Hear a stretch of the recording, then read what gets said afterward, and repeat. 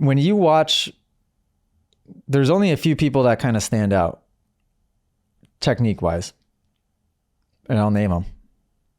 Chase Sexton, obviously. Jet Lawrence, obviously. Hunter Lawrence, obviously.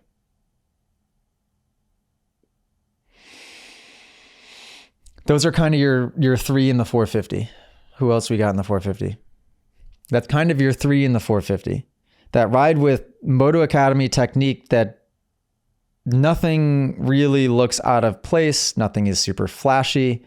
They have the most over-exaggerated, for lack of a better term, attack position. That's why I call it the Moto Academy position, because it's mechanical. You can see what's going on. It's obvious that looks different than what the other guys are doing.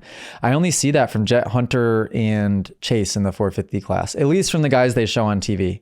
There might be guys further back that they're showing that have it, but those are the three that come to mind. 250 class, I think Masterpool has really good technique, but it's not as... Of course, I'm going to call it Moto Academy. So give me a break here. It's not, and I'm going to claim it. It's not as Moto Academy technique, but a lot of feet in the pegs coming from Masterpool, which is cool. And he has extreme upper body stability to be able to keep the feet on the pegs a lot. He sits a little further back on the seat, which is what Jet does in a lot of corners as well.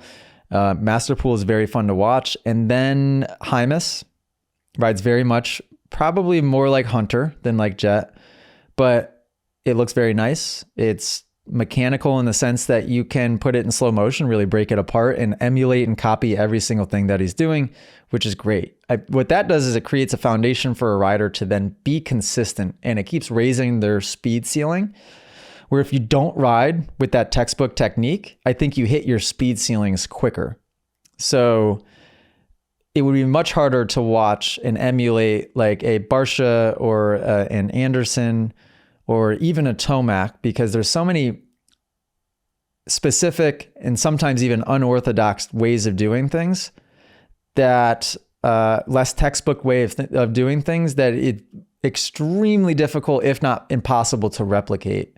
What's beautiful about the guys that I'm naming here, especially those 450 guys, is that that's exactly what I teach, from the feet to the head, exactly what I teach. And it's easy to teach.